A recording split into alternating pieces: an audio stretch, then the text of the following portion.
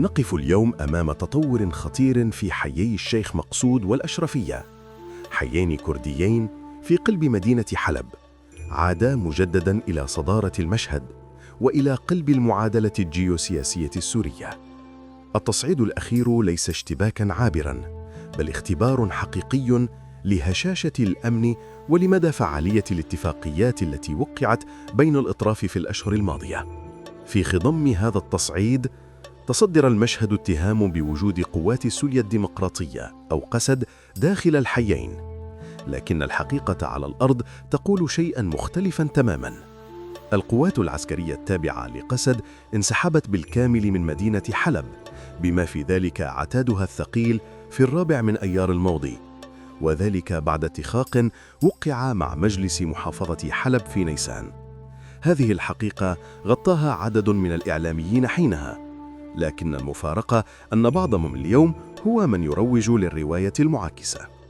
الوجود الأمني الوحيد حالياً هو لقوى الأمن الداخلي الأسايش، وهي قوة محلية تتولى إدارة الأمن في الحيين وفق ترتيبات تم الاتفاق عليها مسبقاً. بدأت الأحداث الأخيرة بتسلسل واضح يكشف عن نية لتغيير الوضع الأمني القائم. في خطوة مفاجئة، سحبت قوات الأمن العام الحكومية عناصرها من 6 حواجز مشتركة مع قوى الأسايش التي تتولى حفظ الأمن في الحيين. عقب هذا الانسحاب مباشرة، قيام القوات الحكومية برفع السواتر الترابية قرب مواقع تلك الحواجز المتروكة.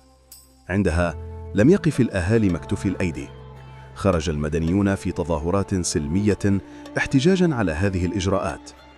ولتفريق المحتجين، أطلقت القوات الحكومية قنابل مسيلة للدموع، فرد المدنيون بالحجارة، ما أسفر عن إصابة أكثر من 15 مدنياً.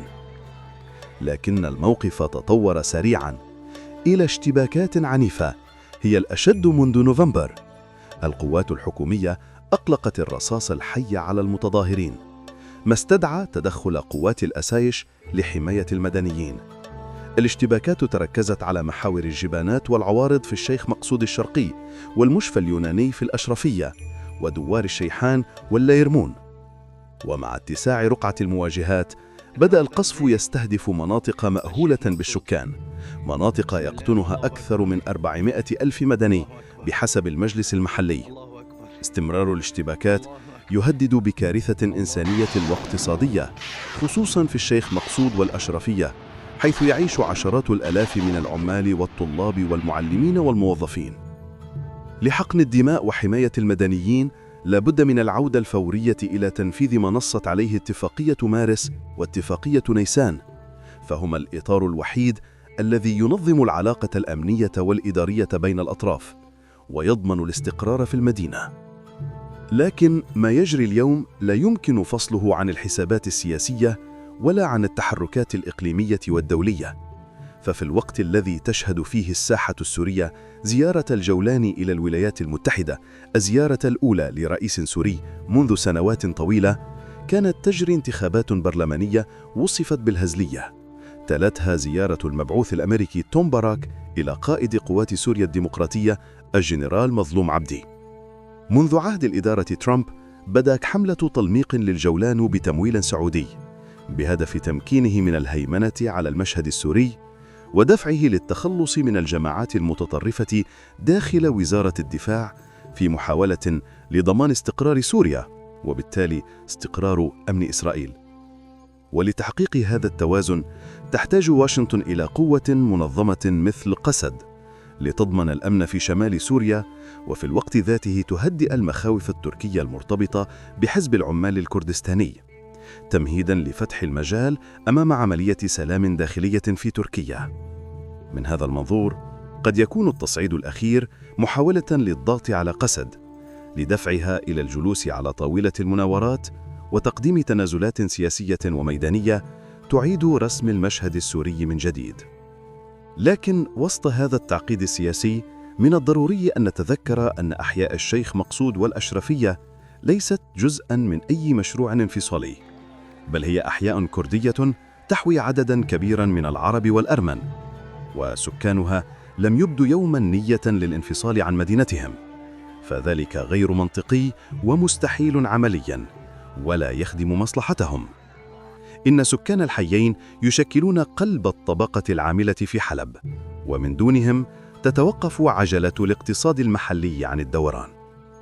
اليوم لا بد من التهدئة والعودة إلى اتفاقيتي مارس ونيسان اللتين تنظمان العلاقة الأمنية والإدارية بين الأطراف، فكل نقطة دم تراق الآن تبعد حلب أكثر عن الاستقرار، وكأن المدينة التي لم تنهض بعد من رماد الحرب تدفع مجدداً إلى دوامة جديدة من العنف والدمار. ما يجري في الشيخ مقصود ليس معركة بين طرفين، بل اختبار جديد لقدرة السوريين على تفادي الانفجار الكامل. فهل تتكرر مأساة حلب أم تكتب هذه المرة نهاية مختلفة؟